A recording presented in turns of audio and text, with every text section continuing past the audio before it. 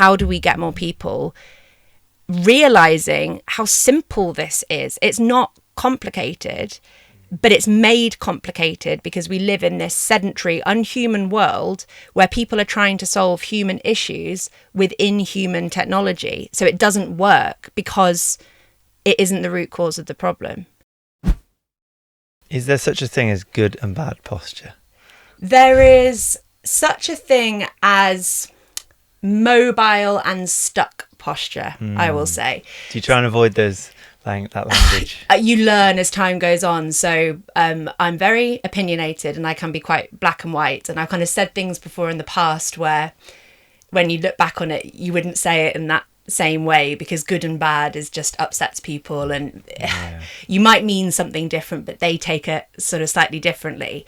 And what I mean by mobile and stuck posture is being rounded forwards in your shoulders, which is like the typical thing that people think of when they think about posture. That's not bad in a moment when that's an appropriate thing for your body to be doing, but if your body is stuck like that for 24 hours of the day, which many of us are, you will end up having pain and problems because your body is stuck, and it's not meant to be stuck at any given time. It's meant to be kind of in flux, moving constantly. So yeah, that's my answer to the question. Not good or bad posture, stuck or mobile posture. Great. And I think that's why I invited you on, because I knew we'd align on a lot of different things. But yeah, I feel stuck is a good word to use. Yeah. A good word. Because everyone knows what you mean, and it doesn't have too much baggage. Yeah. And even like you could apply that in your life with certain things that have been emotional stuck points, and you can't get past, rather than trauma, which is like a heavy word that has a lot of different connotations. But yeah, in terms of the physicality, being stuck in any position, I think it really dawned on me once when I understood that there's no wrong way to move. Like there's not really, like, by whose rule book. Like we shouldn't really feel that there are. My background, I'd say, in learning more and gaining more awareness of my posture and my body was through yoga. And in that, it's very dogmatic at times. And it has certain postures, they call them postures, right? Positions that you can't move past or move toward, or something's a bit more dangerous than the other. For example, like the infamous knee over the toe, which is rubbish, really, isn't it? It's like complete and utter you're going to get injured. It's ironic because you get injured a lot, and knees are famous for getting injured within yoga practice. But it is quite a rigid practice. It depends. I mean, it's also it's very masculine as well at times. I think it depends what practice, because obviously there's a whole gamut of things in terms of yoga. But yeah, I guess it's good to look at things as how long are you spending your time in a certain position. Exactly, that's 100% what it is. Like as you say, there's no right or wrong way to do anything. There is no good and bad. But I guess kind of what I do is teach people how they are stuck and teach them how to unstick. So you will have bad posture if you are stuck, and that will lead to pain. And then the problem is that person who has a stuck body, if they carry on going to their yoga classes, going to the gym, going running and doing all these like high intensity things that frankly their body is actually not equipped to do in that moment, doesn't mean ever, but in that moment, if it's stuck, you're probably going to be leading yourself to problems further down the line. And when they do that type of, as you say, like they get told things like, don't let your knee go over the line, suck in your belly to protect your back and engage your core, and those types of cues, what they actually do is they feed into like more stiffness and more tension and more kind of worry and protection in how that person's moving. So it actually, I think a lot of the time these things can make people's posture worse or more stuck. And so what I'm doing is teaching them how to unstick through cues and ways of thinking about parts of their body they haven't thought of, like the palms of their hands, their big toe, if they're rotating their upper arm. It's all like the little bits that tend to get ignored, but that's where the stickiness comes from and feeds over time. I don't know if I answered your question, but sort of went off on a tangent. Yeah, there's going to be a lot of them, I think. Which that's I talk a lot. That's what a podcast is about as well. There's many things that are coming out, and there's so much I'd like to dive into. But I think first let's say some foundations, because we've never met. No. Although maybe we have. Yeah, maybe we have. Just discovered we used to roam around on the same field that is now covered Cause in trouble in the early to mid 90s in. Well, maybe spots. You saw me in the paper. What did you do in the paper? Yeah, maybe not. No, I'm not the right. I'm excited. I'll Google you later. What did you do? I was front page news. I don't know if I actually announced this on the podcast, but yeah, I was front page news. I was a bit. Yeah, I mean, it's probably shock to the audience to know that I used to get into a lot of trouble as a teen and in the late teens, and I was a bit of a train wreck. But yeah, just to kind of sum that up, because I need to give you some context. It wasn't for something that I'd love to promote. It was actually like vandalism, and I took the the Guildhall in town. Yeah. So I took the nativity scene, and it was like on a night out, and I removed it from its location and took it down the street and got arrested. And yeah, sure, I get that reaction a lot. No, it's a I know funny the exact nativity scene that you mean, there with the little. I was front page news. It was. I went to prison for that. Did you? I got remanded for a week. Yeah, it's quite. If anyone wants to dive into this a little bit more, I've got another podcast which I was a guest on, and I dived into the story. I was looking for a bit of your story on your own podcast, and I couldn't find it, but I'll try. If you Google me, I think it comes up still. Oh, okay. Well, there we go. Nativity Lout gets locked up for Christmas. Just for public knowledge, I was not involved in that the robbery of the nativity scene. Wow, you might have been out in trance that night. Probably was. If I was like 18 or 19, probably, yeah. So yeah, we don't know each other, but weirdly know lots of the same people from my childhood, and used to play around where my mum's house is, which is where we are now. It's interesting when it kind of comes back around, or you meet people that know a lot of similar people, but you align on a lot of similar stuff that you're doing. Definitely. And, so interesting. So to lay the foundations, your journey to understanding more about the body, has that always been a thing? Absolutely not. No. So I think I'm very lucky in that, as a admittedly like privileged child, I had a very easygoing childhood in many respects. I did ballet, and I did horse riding, and I did like sports at school, and I went to private school in Worcester, and I think sports there is very much encouraged, and it's like cool to be on the teams and stuff. So fairly active as a kid, though not necessarily like consciously so.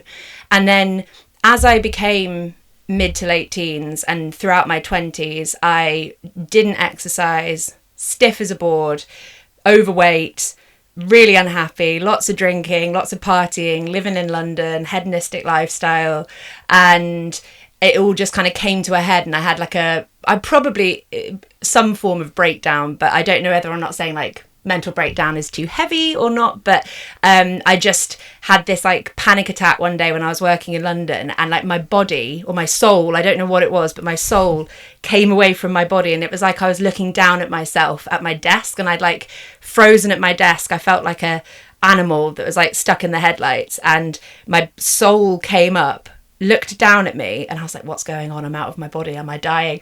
And then it came crashing down, and then I just started crying. And I remember talking to my boss. This is in 2016 at the end of it. And then I came back to my mum's house, which is where we are now. And I was just like, what am I doing with my life? I'm so unhappy. Why am I living in the city? I hate London. I'm partying because I kind of don't know what else to do with myself, because London was so at odds with the person that I probably am. Like, I've always loved being outside. I've always loved horses, travelling, wearing my lovely vest top from Laos like 15 years ago. And I wasn't doing any of that stuff anymore. And when I came back to Worcester, I don't know what made me do it, but I randomly decided that I wanted to get flexible before I was 30. So I was same age as you. So I was like 27, I think, at the time when I came back.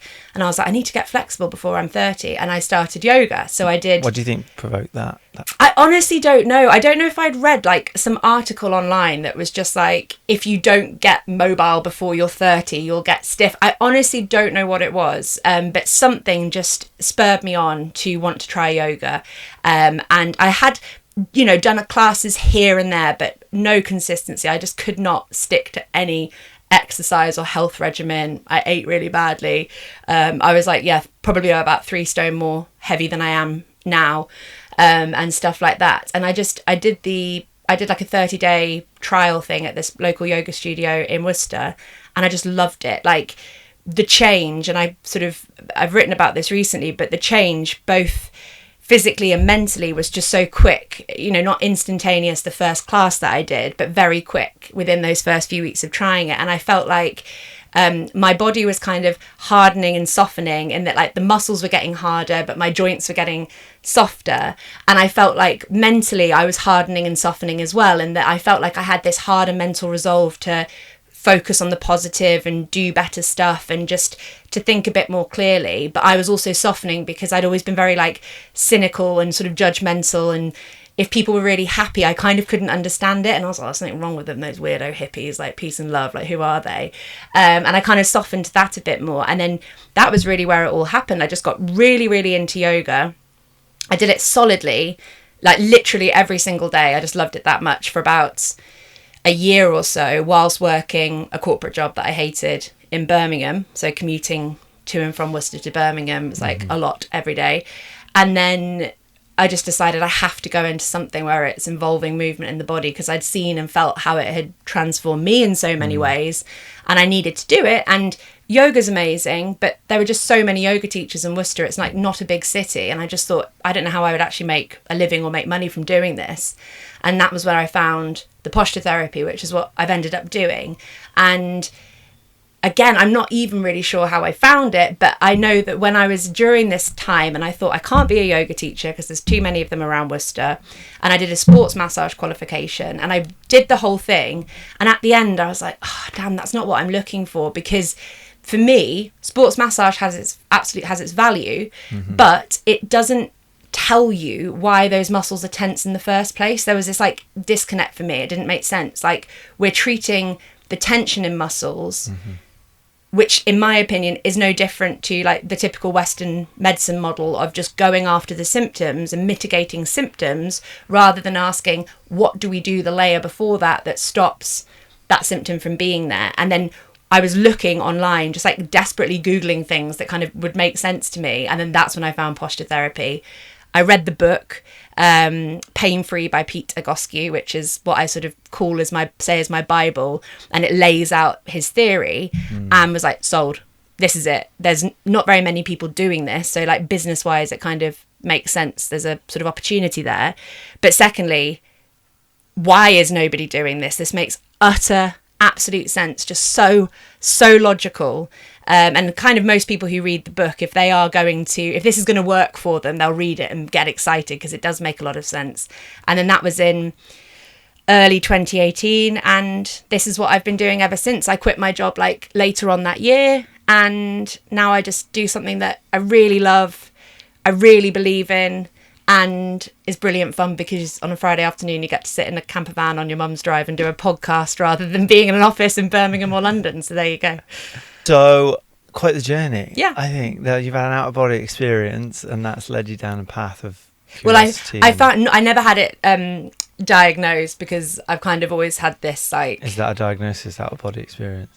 I don't know, it might be. I think it might be a clinical term. There's a thing called disassociation. Sure. So it's a type of panic. I've definitely had a few of them. Yeah. Maybe sober? Or some not, some yes. But it's a type of panic attack, and it's your body's way apparently of like separating you from the stress that you're under at the time. It was honestly so strange. I can't describe it, because I can visualize it now, where I was just like 10 feet above my body. Yeah. Looking down, and it's just madness, because obviously I was in my body, but it was like I wasn't. But I had a couple of them over time, and at that point I just had no idea what they were, and then Dr. Google told me that it was probably that, but I don't ever explicitly say that. We love in our Western world to pathologize and try and understand, right? Yeah, it's true. But ultimately it doesn't need understanding, it needs change. Like, it's a precursor, isn't it? There's pain, there's some sort of precursor for change. It sounds like you had the curiosity to go on that journey. It was, because I'm I have a literary agent and I'm writing a book proposal at the moment, hopefully to get a book deal, we'll see. But I've written my sample chapter and it kind of talks about how I got into this and stuff. And I say in my sample chapter that I've written, it was the best thing that ever happened to me, because if it wasn't for that just like acute incident, I would have just kept all the other little symptoms that I could ignore and push back every single day. I would have probably done that until I was like 65 and then been like, oh my God, I'm at retirement age. What have I done? I've just had this job that I've hated, living in this place that I hate all of this time. So for me, like, that incident was a massive wake up call, and I'm so grateful for it, because exactly as you said, it was like really hard and I felt like I had to kind of pick myself back up again and relearn who I was. But I did relearn it. So I'm very, very grateful for that. I think life's always given us these opportunities, and depending on our mindset perspective, or how stuck we are in our posture and our patterns, it's really like, are you answering the call? That's generally where that comes from. It's like answering the call, the phone's ringing, are you getting the message? And I didn't for a really, really long time, but it could have been longer. I think I was lucky it was only like 5 years or something, but definitely. You can never live out both paths, can you? It's no. Just you made that decision. But so posture therapy, so what is it? And is there many books on posture therapy? Is that a body of work that comes under posture therapy, or is there any difference? Because I guess my understanding of where I learned more about, let's say, posture was Paul Chek, and like understanding. I don't even know who Paul Chek is. Wow. Okay. I have to read the book. He wrote what people call, mainly in America, the Bible of like health and lifestyle. But he's like a holistic coach. I haven't heard of him. Yeah, he's huge. He's got like Chek Institute. Professional, know everyone. No. I read a lot of books. I've never heard of posture therapy. So I read a lot of books, like sort of on topic. But I guess there are just so many of them. I guess there are so many sort of gurus or people that come up. Not that they're coming up with stuff, because in my mind it's ancient wisdom repurposed by someone in modern times, which is exactly what I do. And I think with posture therapy there are many other similar things where what I will describe, or what I'm about to describe now, someone might listen to this and be like, oh, that's like this thing that I do, and it's called a slightly different name and somebody else kind of came up with it. But the principles behind it, it's a non-hands-on movement therapy. So there's no touching, there's no cracking of bones, there's no massage or anything like that. It's more akin to yoga and Pilates. It's all about movement, and how movement is basically the medicine that stiff, achy, painful Western bodies need to feel good again in a kind of physical sense. And it basically teaches how the whole body is connected. You have chains of muscles that run from your little toe, like all the way up to your ear, all connected. And therefore, like, the bit of your body that hurts is highly likely never really the root cause of the problem. So, someone's got a bad hip, a bad back. You hear the terminology that they're saying, I have a bad hip, I have a bad back, my bad knee, my bad shoulder. And actually, when you kind of go into my world rabbit hole, you realize that actually that bad knee, bad hip, bad back, bad shoulder is actually the overworking, exhausted, tired part of the body that's working really hard on behalf of other things that aren't working. So the sort of typical way that we look at things is when we have that bad back, we're stretching it out, we strengthen it, which makes it worse because it's already exhausted. And it's so understandable, but so problematic. We hone in on that bit that hurts. And by chasing the symptom, you never get to the root cause of the problem. You're always just stuck at the surface. And so with my work, it's teaching people, like, your back pain is because your right foot doesn't articulate properly. That stiffness at your right foot is causing stiffness at your hip and pelvis, jacking you up into like a pelvic elevation, which means that your vertebrae are starting to like wear away. So if you focus on the vertebrae, you can waste years of your life, or you can focus on that right foot and restore the balance back to your pelvis. So it's a movement therapy which teaches people not to look at the symptoms, but teaches people how to learn to connect bits of them. So figuring out, like, when I move my right foot differently, my back pain goes away. So let's focus on the right foot. And that's how it's different to yoga or Pilates. Like, I love both of those things, but they are kind of whole body movement practices, whereas this is a little bit more kind of bespoke to the person that's in front of you, just like depending on what it is that they have going on, because everyone has different aches and pains, but typically their aches and pains are caused by exactly the same movement problems. So actually you end up giving the same exercises to most people, because most people's problems are they have weak, stiff feet, they have weak, stiff hips, they have weak, stiff shoulders. And if you fix those three things, you're probably going to feel pretty good. It really is quite simple, but unfortunately everything gets very like pathologized. Is that the word? Have I said that right? Yeah, potentially. Yeah. But people, you know, they get all these like terrifying kind of diagnoses, and you know, they get told all these conditions that they have, and actually it's just movement, but finding the bits of you that aren't moving well, not focusing on the bits that are overworking. Yes. Does that make sense? Absolutely, yeah. Okay, it does to me. Okay, good. There's a guy called Perry Nicholstone who has this framework called Stop Chasing Pain. Really cool. Have you heard of him? I've heard of Stop Chasing Pain. So that's his. Okay, cool. Again, I don't know who he is. He worked a lot with what's the guy? He wrote a movement book. He bought it. I focus on all the people in America that were like writing and doing loads of different work, just because that was where my social media account was probably fueling me with all different people in America.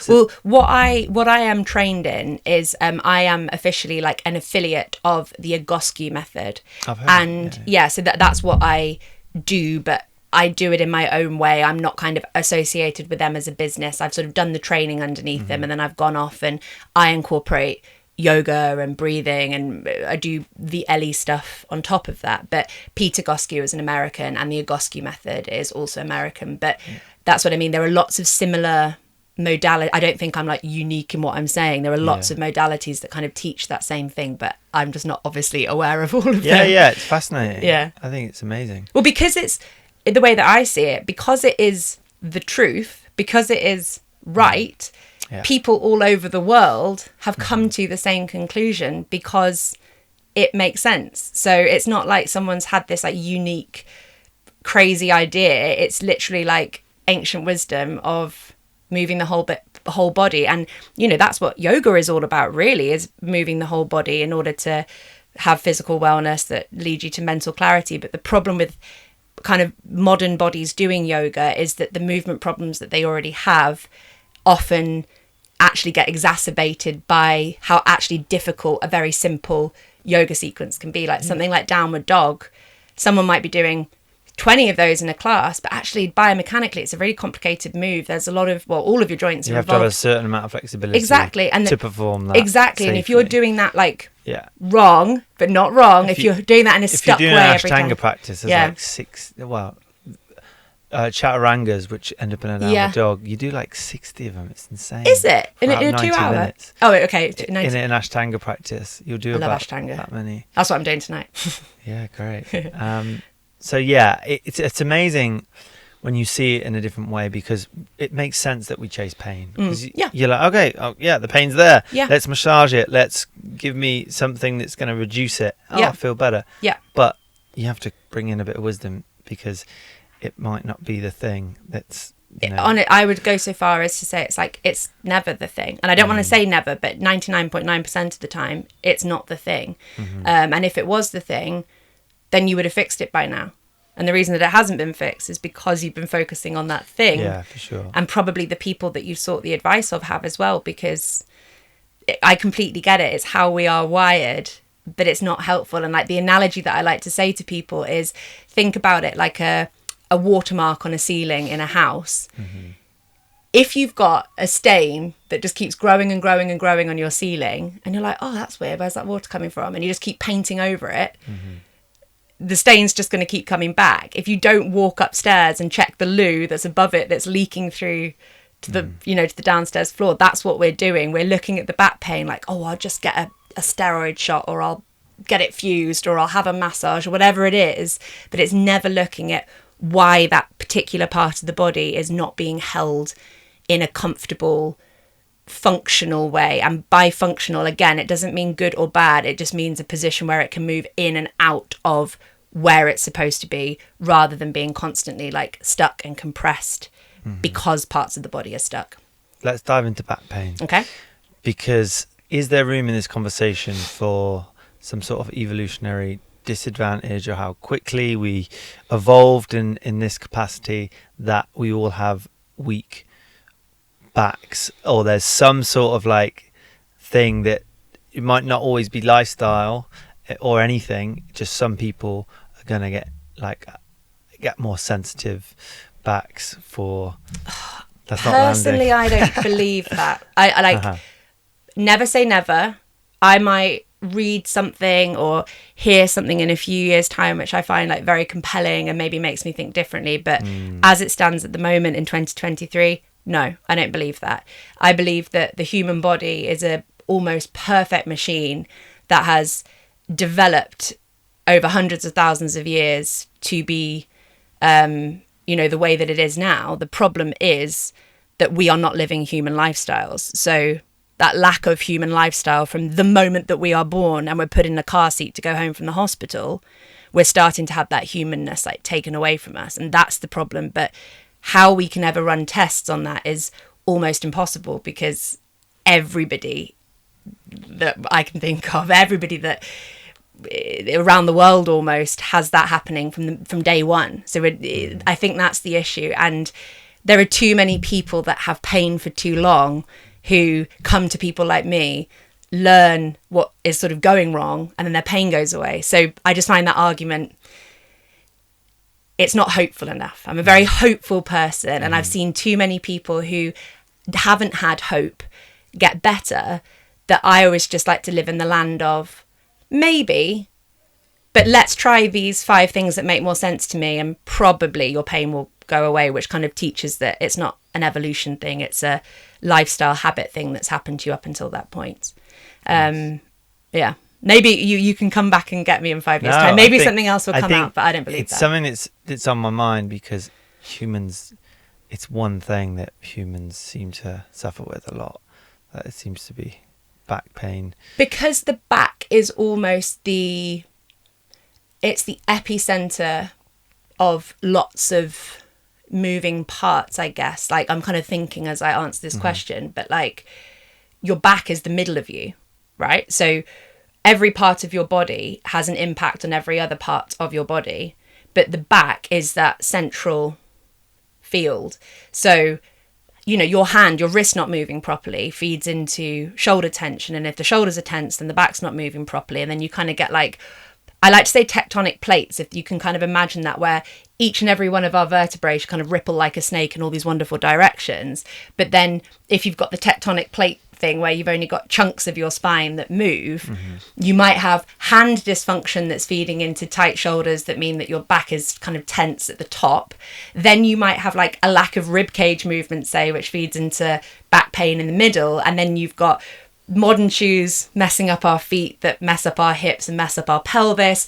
We're sat down all the time, so we have chronically tight hips, and then we have glutes that are switched off. So that would be my kind of answer to that, is that the reason that back pain is so prevalent is because it is where the meeting place of all of these chains, all of these connections, as well as being the motorway of the central nervous system. So there's also that kind of added, like, you've got all the nerves, you've got all of that stuff going on as well. And probably it's more sensitive, I don't know, because of that. But like, I don't have back pain, and I would like to think if I carry on doing what I'm doing that I won't get back pain. But I guess we shall see. The truth will be revealed as I age. But yeah, I don't think it's not something that's an inevitability, but it will be an inevitability if you don't learn to move differently and don't prioritize movement, because we're humans. We need it. We need to eat every day. Well, we probably don't need to eat every day, but we need to eat regularly. We need to drink water. We need to sleep. We need to be outdoors, and we need to move. And I think probably if we do, and have community, but if we do those things, then you'll probably be feeling pretty good. But we just don't move from almost the moment we're born. So you mentioned we're not living like humans anymore. Like, what would you say then for someone is like the movement protocol, or what would you say is a more natural way or a beneficial way of living throughout your day? Like, what would that look like in someone? Because, you know, we've got movement is a huge circle, exercise is a dot in it. Yes, exactly. And throughout the day, like, what's the most... The thing is, we receive this information at a certain stage. Yeah. So it's...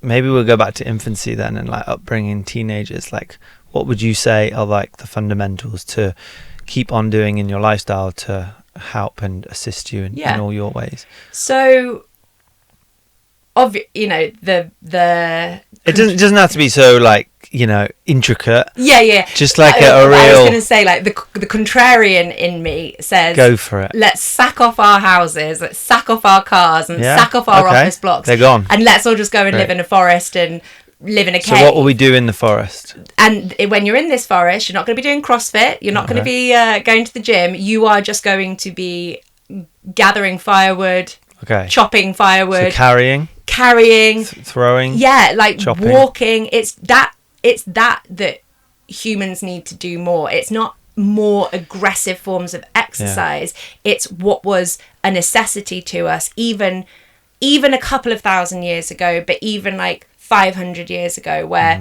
we had to work so much harder to get food, get water, get lights, get shelter, and all that kind of stuff.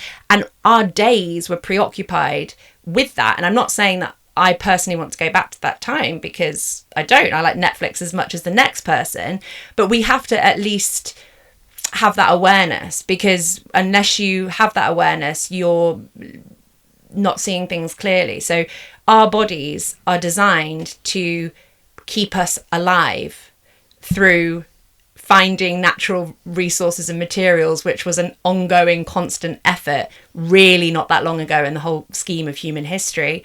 And then, you know, if you think about what's happened in the last 100 years, our grandparents probably didn't have cars in their childhood. They definitely didn't have computers. They probably didn't have TVs. And the last 100 years has just soaked movement out of us bit by bit by bit. And I was on a dog walk with my sister earlier on, and I saw the kids from Worcester Sixth Form College like walking around the woods, and their posture's really scary. Because they don't have any intrinsic like muscular strength anymore. The way that they are standing, the way that they are walking, as someone who understands these kind of visual tells, they're going to be screwed. You know, in their early 20s, I was screwed in my early 20s. Yeah. The amount of time that I sat on the couch, slumped, body's not doing any work. I couldn't. My squat got completely. You know, my ankles couldn't move. Like there was no use for that position. And absolutely. It challenged me completely, and I've been working the last 10 years to try and offset that. And have you got it back? Not the squat, no. What do you think restricts you in your squat? My right foot. Really? Have you injured it?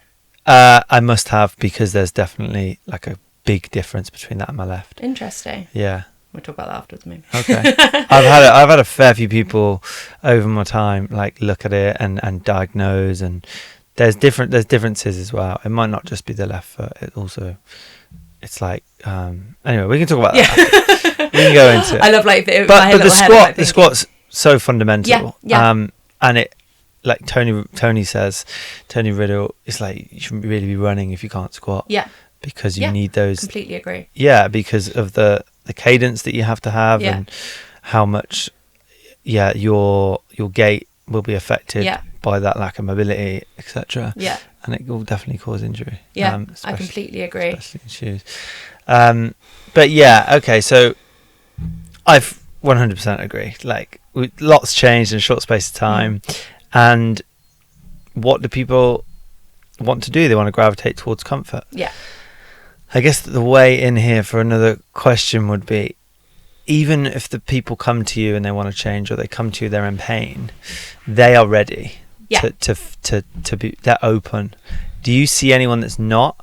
And what's your approach when you meet someone? Maybe it's a family member, or maybe it's because I think this is really important, because a lot of people that listen to this podcast, they're very aware of like their stuff already. So how can we help those that aren't so aware, and what's your approach in terms of like trying to educate people on basically trying to get some motivation in them to change their lifestyle, change their habits, change their way they sit and how long they sit for, etc. Going from the bed to the car to the whatever, and you don't have a relationship with the ground. Like, there's all these things. It's so simple if we feed them into our lifestyle and feed them into our day to day. You know, you can hang every time you walk through a door or whatever, go out, have play, like get on the ground. But back to the question: how do we educate and almost promote that what you are promoting? How do you work with people that are really? It's like such a good question, and is the biggest, not like dilemma, I guess, but it is the biggest issue that I have, because like you mentioned family and friends. No, I haven't helped any of them because they aren't like of that mindset, I guess, of the people that would listen to this podcast and read the types of books that we read and things like that. So I admittedly haven't really helped any of my friends and family. You know, I've given them appointments and stuff before, but because there isn't that adherence to the movement program, there isn't that like motivation for them to do the exercises that they need to do to restore the lost movement. Absolutely no success whatsoever with my family or friends. And I think that I used to be more like preachy and telly of how, you know, we need to be doing this. We've all been through that stage. Exactly. And then you just learn it. It turns people off. You're met with deaf ears. And I really, truly believe that actually the only way to create change is just setting the best example that you can. I practice what I preach. I am not a fraud. I'm not saying I'm perfect. Like, I've got my rounded shoulders because I suck my thumb, I'm on my phone, and this internal rotation of my arms and tightness in my hands rounds my shoulders forwards. I'm not perfect, but I do posture exercises every day. I go for a walk every single day. I like more high intensity exercise. I do it. I really live and practice what I preach now, and have done for 5 years. And, you know, I don't have pain. So at the moment, it's kind of, I don't want to wish away my life. It's kind of frustrating because I'm in my mid-30s. And so like there are many people who don't. But what I hope is that as I get older, I continue to be this kind of beacon of, oh, okay, actually, like this crazy woman keeps going on about how like we need to move our feet more or move our hips more. And she looks pretty good for her age, and she's mobile and she's doing a squat and all that kind of stuff. Like, maybe I should listen to what she's saying. And what's so nice about how I guess my business has grown, and the people that have sort of come along with me and have stuck around, and, you know, they do my classes every week and stuff, is that they are being that change to their families and to their friends and stuff. And, you know, I get sent pictures of people where they're on the floor doing their exercises and their kids are joining in, and like the husband's curious because the back pain's gone, and like, what is it that you're doing? And that to me is actually what I see as being the only way to change. Like, in an ideal world, the government would, you know, not have it that kids are doing like 1 hour of PE a week or whatever horrifyingly short amount of time it is now. Like, in an ideal world, the system would change, but we don't live in an ideal world. The system isn't going to change. People like you and me have to change and live and breathe it so that other people, and the people that do have their ears open to it, notice, Chris seems like he's doing all right. Like, Ellie's all right. Everyone else that I know who's 50's got back pain now, but Ellie doesn't. I wonder what it is that she's doing differently. And like, it's a kind of sad thing to say, I guess, but honestly, I really think that's the only thing that we can do. We just have to like practice what we preach and live and die by our sword. And hopefully some people along the way will pick up on it. But I don't know on a mass scale how you get it to change. We're so far gone. We're so far gone. Yeah, it's a great answer. I 100% agree. I think it's important to have that question. It's always on my mind. Like, what is, surely that I have to be the change. Okay, I'm the changing. I've done this, but there's so much more to that. I think what I get from you is that it seems, there's a quote that says, which I've said a lot lately, that it's the artist's responsibility to make the revolution irresistible.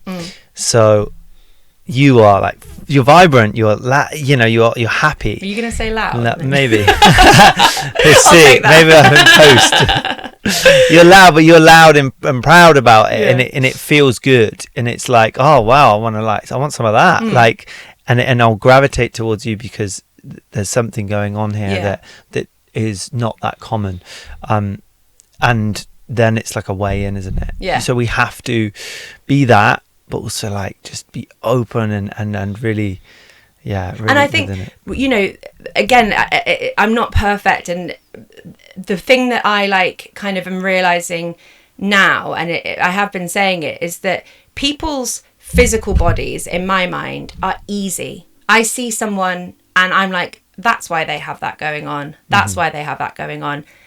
Sometimes their bodies are a bit more complicated, but it's not the physical body that stops the person from changing or stops me from being able to help them. It is about how you tap into that person's mentality. And admittedly, in the past, I have been too preachy, dogmatic, militant, still probably am in lots of ways, and it's turned them off from wanting to hear me.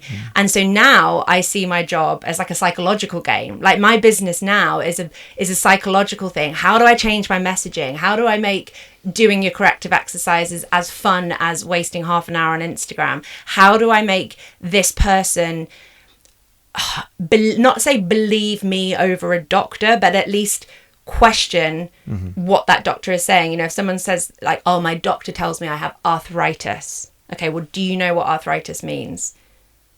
It's just inflammation. So why do you have that inflammation? Oh, I don't know. The doctor didn't say. It's like, it's not about saying like this person's stupid or that person's wrong. It's just about tapping into critical thinking. And that's kind of where I haven't mastered it at all, but that's kind of the future of my business, is literally what the question that you asked me. How do we get more people realizing how simple this is? It's not complicated, but it's made complicated because we live in this sedentary, unhuman world where people are trying to solve human issues with inhuman technology. So it doesn't work because it isn't the root cause of the problem.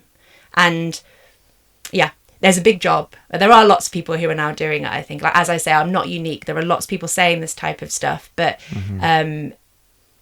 people like me have to get better at capturing the interest of the people that aren't interested, because that is the hardest thing. We just love quick fixes. Yeah. But they don't actually work. Yeah. And I think that just so few people, like maybe this makes me sound like some sort of sadist, but so few people go through so little physical struggle anymore. Like kids are just coddled. 100%. They're kept indoors all the time. You know, like, again, this is not me saying anything based on science, but like I've been with my sister who's got a newborn baby, and I'm like, toss her on the grass, put her outside, throw her in the mud. And Tony's like, no, her immune system.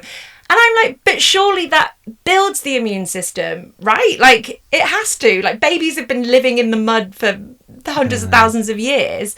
And in my opinion, taking them away from that environment is feeding into like asthma and allergies, which then makes people not want to go outside and not move so much. And it just, everything to me like doesn't really make sense.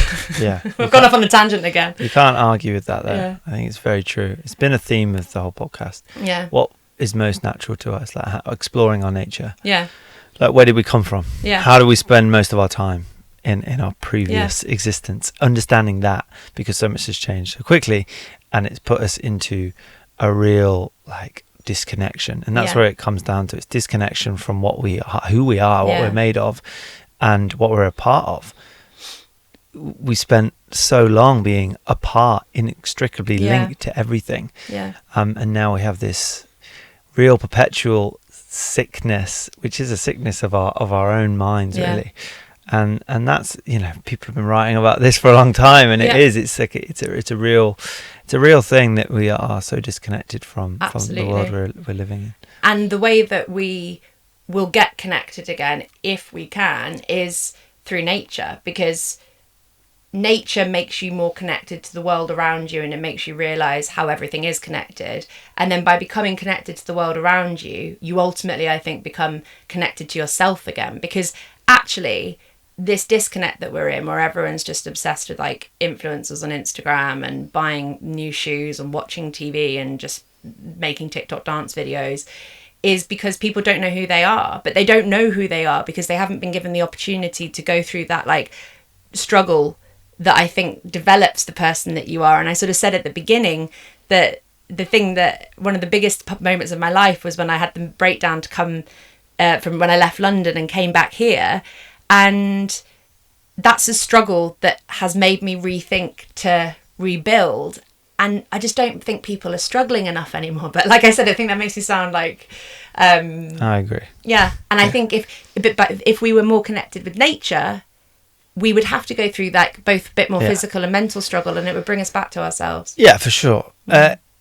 That's why cold water's so popular now, because people have realised this, and it's like, oh, what's easy to do and really beneficial to build up hormosis, and okay, let's get into cold water. It makes so much sense that we need to adapt and like do something challenging every day. Yeah. And it's like it's a good start. It's a really good start. It's a good start, and there's many of these things. Yeah. But that's just that's one that comes to mind. We're not struggling enough. It's true. How do you develop strength? Yeah. You struggle. Yeah, that's it. And you know, when I'm working with clients, like admittedly, they are in a position where, because their nervous system's just on high alert because it's so used to the fact it's been in like muscular pain for so long. You know, they're very used to having like their hip hurts them, and we might get like their glutes waking up, which is kind of in the same area, and that is the muscle waking up. The muscle is struggling, it's being challenged, which is exactly what we want. But then sometimes people are like, something's going wrong, because their brain is so used to feeling pain sort of in that area that they then start protecting and clamming themselves back up again because it's a bit too close to the problem. But it's that struggle that their body doesn't recognize. Struggle is different to pain in the kind of sense that I'm working with, but also just in a more general sense, we need to struggle a bit more. Yeah, well, that's definitely what yoga has done for me. It's developed my awareness of like differentiating what's pain and what is discomfort, and like moving and breathing into that, just bringing more, what is it, interoception, and like understanding your body. So where does the emotional side of things come in here, and how can we separate the two? I would say no.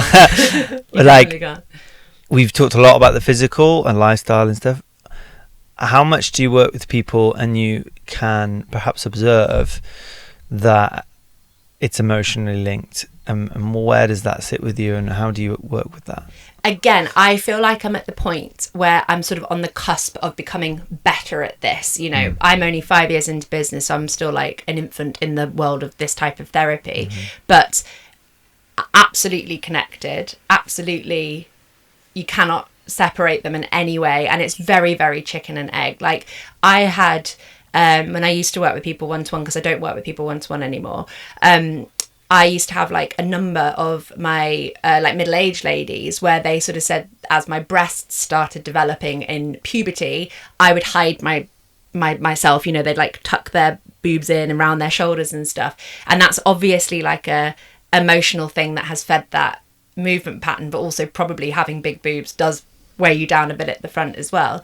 And then that then makes that person, I guess, like protect themselves in a way that maybe it wouldn't happen to somebody else. It's absolutely they wouldn't. Men tend to be like puffing the chest out other way. Like that's like, the more that I do this work, the more I realize that before you can even teach someone to move, you have to teach them to breathe, because if you're not breathing properly, you're not moving properly. And for so many people, their breathing patterns are wired in trauma responses and panic and stress and things like that. So it's massively connected. So you work with the breath as well with people? I do. I'm starting to, but I need to be better. I need to do more on it, because it's more through like doing yoga and doing other people's breathwork classes where I'm trying to integrate it, but I haven't really had the training in it. I think the hardest thing when you try to bring someone's attention to their breathing, what I get is feedback. They think that's just too simple, I'd already know it.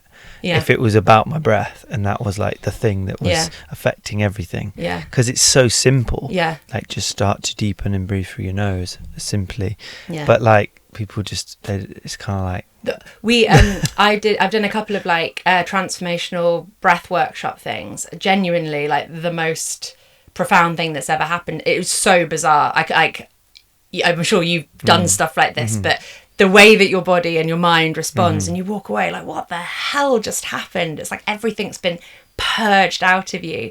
So that's what I think, because I've had these experiences, I'm aware that there's this like power there, but I haven't got the tools yet to help people with it. But you know, breath is first, movement is next, and it's about kind of with the emotional stuff, it's that some people I think are stuck in bodies that they are protecting, and then you've got other people that are stuck in bodies where they're desperate to prove that they're not protecting anything. So it's like you've got the people that are like, I'm fine. And I'm like, does your back hurt? Yeah, just a little bit, but I'm okay. And I'm like, okay, well, you have to stop, because that's your body's wisdom asking you to not do that exercise that you're doing. But I can do it. And it's that kind of, what are you trying to prove? Who are you trying to prove it to? And then there's emotions stored within that. It's rigid mind, rigid bodies, right? It's just linked. You meet someone who's got a posture and they're upright and they're open. Like, are they open for conversation? Are they open for changing the way they, their views on politics? Like, whatever it might be, it's very linked to, generally speaking, but it's very linked, what I can tell, to your body and the patterns in which you move. Absolutely. But there's so much in that. So Amy Cuddy talks about power postures and how women she goes into. The TED Talk lady. She did the TED Talk. Yes. I do know. She's a famous study on like power postures, and she got people to really like express and embody in a moment like what it would mean to feel like fully powerful, just like theatrical, and how much that changed their psychology and emotions in the moment. But we can just hack our way into feeling great.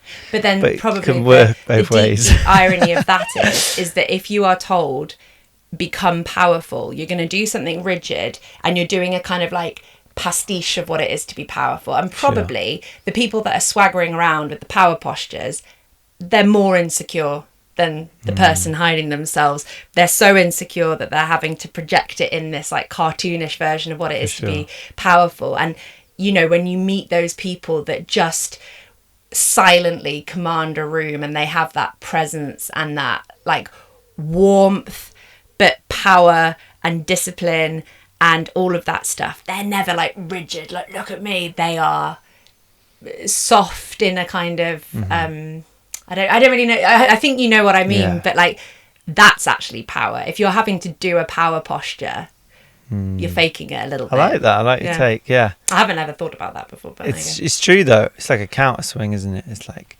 you're projecting the thing that you are hiding from the most. Yeah.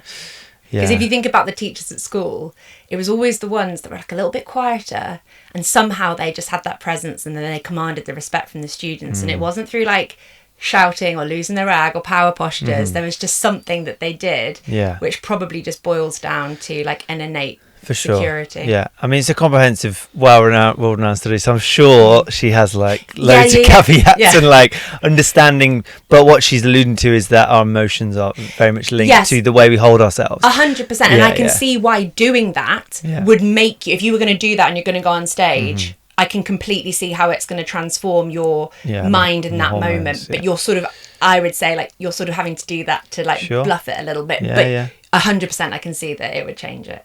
Yeah. She talks a lot about women and that they play small, and it's linked to what you were saying, that they're learned through like cartoons or the princess in a film that never brings their hours out to the side and expresses. They're always kind of petite and just small, and learning from those kind of archetypes in media, film, that women just don't play as much as men. It's not allowed. I think traditionally. Yeah, well, and I completely agree. And I think I was just incredibly lucky that I was the most tomboyish tomboy that I can even think of. And, I'm clearly quite loud and confident, and that I was such a rambunctious kid, just doing stupid stuff constantly, and I think it's just served me so well. But you're right, like lots of other girls are told like, oh, sit like a girl, be proper, do this thing, and it just fed it to you from such a young age. And I have had some of that. It just didn't go down very well with me, so I didn't really take it on board. So the emotions stuff is definitely it's something you're gonna, because there's so many areas to this. When you look at everything in the whole that it is, like so many things you can dive into. You think you're like, got it, nailed it, and then you're like, oh no. And the more I hate the word expert, but the more expert you become, the more you realise no one knows anything. Like literally no one knows anything. We don't understand anything. Like here we all are, like made of the same atoms or whatever, and it's just like, what is going on? But no one knows anything, no one's an expert, and the more that you know about something, the more you realise everything's connected, and you've got a whole world of learning still to do, and no one will ever know it all. Absolutely. Keep coming back to that. Stay humble and curious. 100%. And that's going to keep your posture young, I think. That's, you know just what? Being really open to... You're 100% right, because that's pretty much the exact message that I say to the people that I work with, because you will not make progress with how your body feels if you're not humble about where you're starting from, and if you're not curious about where you can go. Because that's literally what I'm saying to people. You've got to be humble. You've got to admit that you're in pain, because if you're pretending that you're not going to go anywhere. Admit that you're in pain. Be okay at the start that you're in pain. Listen to what your body is telling you. If you're trying to do a yoga class and every time you do your upward dog, you hurt your back, that's your body saying to you, please don't do this thing. Don't keep pushing through that thing. And then the curiosity comes in with that knowing that you can do something about it, but it's about finding the right thing for you, the right movement that you need to restore. So that's a very nice analogy, because that's pretty much exactly what I say with teaching people how to move. So Wildsoles, let's talk about Wildsoles. So I'm actually wearing mine, but that's not planned. Yeah, I wear them when I need to. I'm like they're happy to when I'm not barefoot. You're much cooler than me though, Chris, because you live in a van, you go to all these cool retreats. Like I live in a house, so I wear shoes more because I'm on the road. Yeah, like in a house. I know, how boring. My posture is actually suffered, and I say that to people. Like the worst part of living in the van, my posture. Because I ground lived basically in my flat, but now I can't stand up. The only place I can stand up is near the fan. Because I got a bit more height. I have a camper van, and when we've done like longer trips, like 3 months on the road a few years ago and stuff, and exactly the same thing. You haven't got space to do the exercise. I did as much as I could outside, but you are constantly just head to one side. More in the winter. Yeah. But I've got a good hanging spot. So Wildsoles. So why are these on your feet? And they are on my feet because what do they do for your posture? So you've opened up a can of worms, because I could talk about feet all day long. Great. But I will try really hard not to. Yeah, feet. you can do a part 2 about feet. What we perceive to be normal shoes. Can I swear? Yeah. Shoespiracy. Well, fuck up your entire body, and people need to realize that. When babies are put in the stupid little Nike trainers and stuff, it's like, oh my god. But your shoes dictate what the rest of your body is doing, because they are your foundations. So if you had a house that had subsidence and the house was collapsing, you wouldn't fix the roof, you'd fix the foundations. It just makes so much sense, but it's such a disconnect for people. I don't understand it. Normal shoes mess up your entire body, and so therefore I wear barefoot shoes, and I've worn Vivo barefoot shoes. I'm an ambassador for them as well for the last 5 years. I love them. Vivo barefoot shoes are great. However, Wildsoles in my mind are even better, because the fact that the toes are open. So because your toes are open, they can move and spread more. You get more movement, and I have really noticed a difference just in terms of how tired my calves get and how open my hips are and things like that. And that's why I love them. They're as traditional a shoe as you can probably get in the world that we live in. They are durable. I don't know about you, but scrambling, hiking, literally 25k walks I've been on in water. Wear them all the time, unless it's really, really muddy, and then I don't. But I wear them in some mud. And I also just want to say that when you hear the word open toe shoe, flip-flops aren't cool, and neither are Birkenstocks. Flip-flops, you toe grip. So because of the way that the thong is in them, your toes have to grip, which isn't good, and it feeds into problems elsewhere. Your foot is trying to stay in the sandal. Yeah, you're having to hold it in place, which isn't good. And then the problem with Birkenstocks is that they have arch supports, and again they flap and flop around, which means that your toes grip. Whereas with Wildsoles, they're held in place by the strap, so you don't have to do that. And that's why I like them. Yes. Or love them, actually. And as do my clients. I've recommended them this summer since I've sort of met Tom and James, and we've had really, really good feedback from people. So you get paid per word. That's a lot of words, but it's great. Feet are your foundation, and they are the thing that's in contact with the ground. If people realised that their mysterious pain that no other expert has ever been able to fix, if people realise the amount of problems that experts cannot solve that are caused by the feet, we would live in a very different world. Because I have people that have had pain for decades, and nobody has mentioned their big toe or their toe spread, or the ability of the midfoot to move, the ability of the midfoot to stabilize, the ability of the ankle to spring off. If that is not working, you are going to have problems elsewhere. Simple, easy.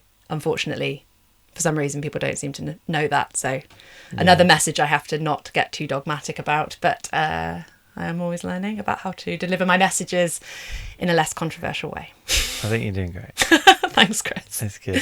Vivos, though, even though I love Galahad and Asher, not Asher, but I'd be careful with some of the shoes that they're bringing out. I agree. Because I'm changing. Because they've been fighting with this back and forth for many, many years. You've been for 5 years. So you may have noticed the journey they've kind of gone on and come back to. So it's also like there's room for like just being aware of what Vivos you're spending the most time in and things like that. I completely agree, and that's why this year I've been wearing my Wildsoles. Yeah, you know, I do wear my Vivos to the gym, but there are certain types of Vivos that I choose, and then there are certain types of Vivos that have got insoles in now, and they're becoming narrower and more stiff, and I wouldn't go near those. And so I agree. I've wear the Wildsoles pretty much every location apart from the gym. Yeah. Apart from the gym, like the place where I move the most. Well, it's arguably it's probably because you'll just get like, I don't know, funny looks and things, and there's always the danger you might drop something on your foot. Yeah, but it's gonna hurt either way. Yeah. In a shoe. Yeah. How fair. often does it happen in a shoe? I'll take the risk. Yeah. But it's just one of the things. I mean, I was barefoot in gyms until I'm told not otherwise. To be. Yeah, that's a good way. But you wear socks and they're okay with that. It's so bizarre. Anyway, people hate feet. The feud goes on. But Wildsoles, for the win. I think for the weddings as well. You knew about that? What? Do you know about the wedding? What wedding? I wore them to a wedding. Two weddings now. They're making me a wedding pair for my wedding. Oh, they're making you a pair? Yeah. I've said, please call it the Eleanor. So I've asked for a white pair with a cork bottom for my wedding. I was like, I just can't wear a normal shoe for my own wedding. I've got to get a special pair. That's big. I know. Sponsoring a wedding. I know. I have said I'll pay for it, so I don't know what's going to happen with that. But I thought that maybe they told you, and that's why you said cool. about the wedding. I want a white pair for my wedding. Do I have to get married? I think so, probably. Yeah. It's been amazing. Cool. It's been really, really fun. Despite the sweat. And can we also caveat about the top for the video as well? Go for it. Tell me about your wild times. So I'm not going to tell you about the wild times. Did they give you the t-shirt after you made it through I think I bought the t-shirt. I think I bought two. I think I did it twice. I didn't they don't sell them anymore, so it's kind of I know, it's a novelty. Basically, I'm really embarrassed about the t-shirt that I'm wearing today. We're at my mum's house. It's extremely hot in the van. I'm here for the evening. I haven't got appropriate clothes, so I'm wearing a tubing t-shirt from when I went to Laos in 2010.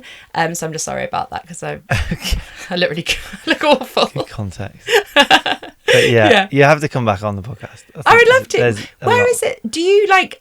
I know that obviously it doesn't have a location. You don't. You just move around. Okay, I'm all over the place. Because I thought that Tom and James said you were near Peak District, so I don't know why I thought that. I travel through now and again. Fair enough. Yeah. Well, I'll happily come back on if you'll have me. I could talk all day, as you can tell. I'm back in Worcester more than anywhere else. Okay. But yeah. We'll see if we can. But this is a snapshot, of course, of your whole self, and it's been a good snapshot. Good, thank you. Very happy with the connection. Lots more conversation. Definitely. Is there anything you want to leave people with, or where to find you? I mean, the book that you're mentioning, I'm full in support of that. Thank you. I don't have the book deal yet, so I can't say anything, but I'm in the process of having to play the social media game to boost my followers to try and get a book deal, which is sadly what you kind of need to get, but hopefully I will. And you can find me at Posture Ellie, like Instagram, Facebook, YouTube, and my website is www.posture-ellie.com. There are various ways to work with me, which I won't go into now, because if you're interested... You said you don't do one-on-ones. No. I've once dived into that, but maybe... I'll very quickly say, the reason is, firstly, there wasn't enough time in the day for the demand that was there. Like, arrogant, but that was truthful. I was too busy, and I couldn't cope with it myself because I was too busy, and I didn't want to charge people more. And... what I also realised was that there is so much power in bringing people together. So I was working with these people siloed who already felt alone, and that they were the only person in the world with the pain and the only person that could possibly understand how they feel. And I was like, But I'm talking to 5 people a day that are feeling the exact same way as you. So I just changed what my offerings were, and I now do more group stuff because, like I said at the beginning, most people have pain caused by the exact same movement problems. So they do the same exercises, they get different results, but the outcome is the same. And bringing people together is so powerful. So that's why I moved away from it. I had to find a way to scale up the business without driving myself into the ground, which was I kept burning out constantly, because also, however much I love my work, you're dealing with people in pain, and emotionally it's quite like a lot to take on, and I don't have any therapist training, and I was like, oh my gosh, this is quite deep. So that's why I don't do one-to-one, but there are various different ways of working with me, and I don't want to go into that because if they're interested, people, I'm guessing, will check it out. But what I do want to say is never give up hope. Just because somebody in a white coat at some point in the past has told you something, like I said, no one's really an expert. No one on this earth really knows why we're here or what the hell is going on. And just be open-minded enough to know that the power of the human body is immense when you give it the right input. And the problem is that we're not giving it the right input in the world that we're living in. So if we change the stimulus, we can change the output. So always have hope. And don't symptom chase. Beautiful. That'll be the way I'll finish. Love it. Have you got a slogan? Positive Ellie slogan? No, I don't actually. Don't symptom chase. I pretty much like just don't chase symptoms. But there is actually, I think, like another business. There's don't chase pain, but I think there's also one that's like don't chase symptoms. So I'm happy with Positive Ellie. It's good. Amazing. Thank you so much. Thank you very much as well. I'm going to give you a hug. Oh my God.